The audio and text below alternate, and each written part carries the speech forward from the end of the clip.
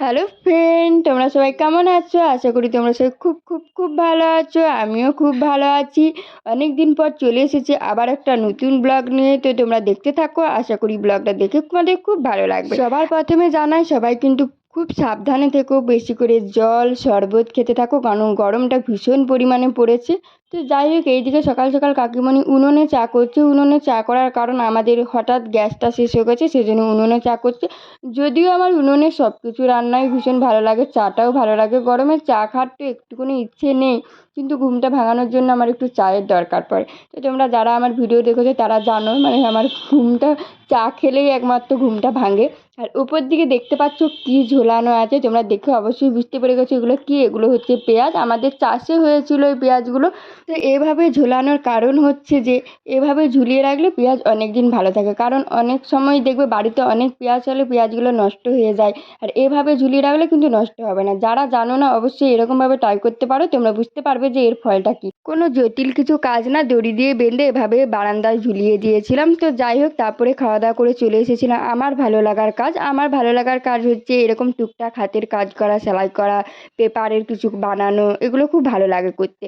তো যাই হোক, তারপরে যেহেতু মানে সময়ের অভাবে এগুলো করা হয়ে ওঠে না, কিন্তু এখন করতেই হবে। এই যে নিয়ে বসে পড়েছি, এটা হচ্ছে নাইটি সেলাই করছিলাম। তো আমি দুটো নাইটি কিনেছিলাম ছেলে, সেগুলো অনেকটা বড় হচ্ছিল, মানে লম্বা দিকে অনেকটা বড় হচ্ছিল, সেজন্য কেটে সেলাই করে নিচ্ছিলাম। নাইটি কিন্তু অনেকগুলো ছিল, আমার দুটো ছিল, বোনের দুটো ছিল, সাথে দিদিরও ছিল। তো সেগুলো সব একসঙ্গে সেলাই করতে বসে পড়েছিলাম। আর ওই যে হাতটা দেখালাম না, ওগুলো আমি একটু নিজে মানে কেটে নিচে যে কাপড়টা বেরোছিল সেগুলো দিয়ে কুচি কুচি হাতটা বানিয়েছিলাম। তো যাই হোক, সেলাই করতে করতে কিন্তু অনেকটা দেরি হয়ে গেছিলো। তো সেলাই করে স্নান টান করে খাওয়া দাওয়া করে আমি একটু দুপুরে ঘুমিয়ে গেছিলাম। আর এইদিকে বোন দেখো বিকেলবেলায় নিয়ে এসেছিলো একটু পেয়ারা, শাকালু মাখা, লেবু পাতা দিয়ে সুন্দর করে মেখে নিয়ে এসেছিলো আমার জন্যে। কারণ আমি অনেকটাক্ষণ ধরে এত সেলাই করে দিয়েছি তো ওদের জন্য, সেজন্য একটু আমার জন্য পেয়ারা মাখা নিয়ে এসেছি, একটু ভালোবাসা আর কি। তো এইদিকে দেখো, এইদিকে হচ্ছিল ঢালাই রাস্তা, মানে আমার বাড়ির পাশে একটা মাটির রাস্তা ছিল, সেটা ঢালাই করা হচ্ছিল, মানে পিচ রাস্তা নয়, ঢালাই রাস্তা করা হচ্ছিল। তা আমাদের এইদিকে মানে গ্রামের দিকে তো, মানে যে অলিগলিগুলো আছে সেগুলোতে কিন্তু এভাবে ঢালাই রাস্তাই করা হয়, পিচ রাস্তা হয় না। তো দেখো এভাবেই কিন্তু করা হচ্ছিল, মানে বাড়ির ছাদ ঢালাই যেভাবে হয় এটাও ঠিক সেভাবেই হচ্ছিল।